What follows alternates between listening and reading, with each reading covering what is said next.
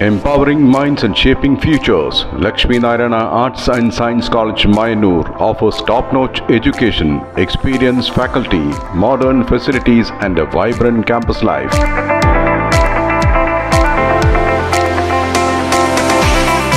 Join us for a journey of learning, growth and success.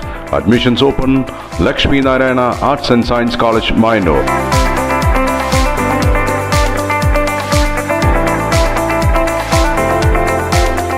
Ottapalam മേഖലയിൽ വ്യാഴാഴ്ച പെയ്ത കനത്ത മഴയിൽ പലയിടങ്ങളിലും വെള്ളക്കെട്ട് രൂപപ്പെട്ടു.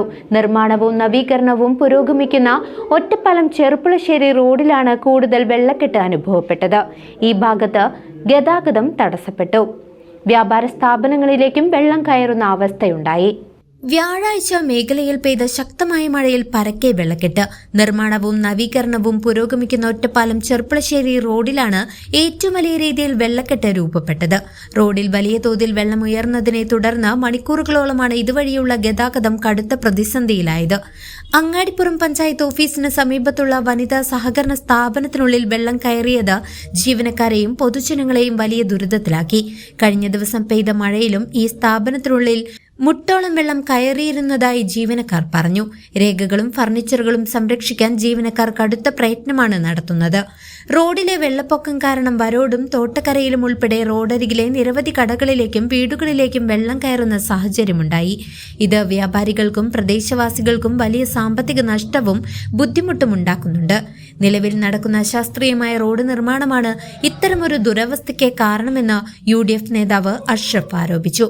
കൃത്യമായ ഓടകളോ വെള്ളം ഒഴുകിപ്പോകാനുള്ള സൗകര്യങ്ങളോ ഒരുക്കാതെയാണ് നിർമ്മാണമെന്നും അധികൃതർ അടിയന്തരമായി ഇടപെട്ട് ശാശ്വത പരിഹാരം കാണണമെന്നും അദ്ദേഹം ആവശ്യപ്പെട്ടു. ഒറ്റപ്പാലം ചെറുപ്പുളശ്ശേരി റോഡിന്റെ രണ്ടാം ഘട്ട പ്രവൃത്തി കിഴോ റോഡ് വരെ നടക്കുകയാണ്.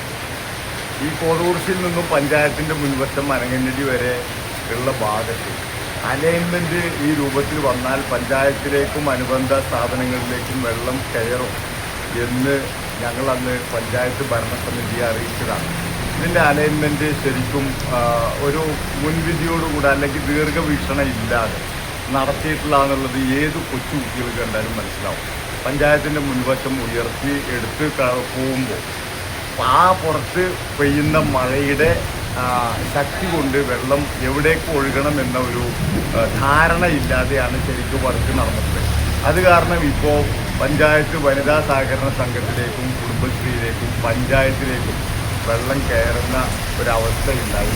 ഇത് മുൻകൂട്ടി പറഞ്ഞിട്ടും ഈ റോഡ് വർക്ക് തുടങ്ങുന്നതിന് മുമ്പേ അലൈൻമെൻറ്റ് രൂപത്തിലാണ് വരുന്നത് എന്ന് പഞ്ചായത്തിനെ അറിയിച്ച് പഞ്ചായത്തിന് ഇടപെടണമെന്ന് മുൻകൂട്ടി ഞങ്ങൾ പറഞ്ഞിട്ടും പരാതി അപേക്ഷയായിട്ടോ ഇതായിട്ടോ കൊടുത്തിട്ടില്ല. പക്ഷേ പറഞ്ഞിട്ട് പോലും അതിന് ഗൗരവം കാണാത്തതിൻ്റെ ഒരു വലിയ ദുരന്തമാണിപ്പോൾ നടക്കുന്നത്.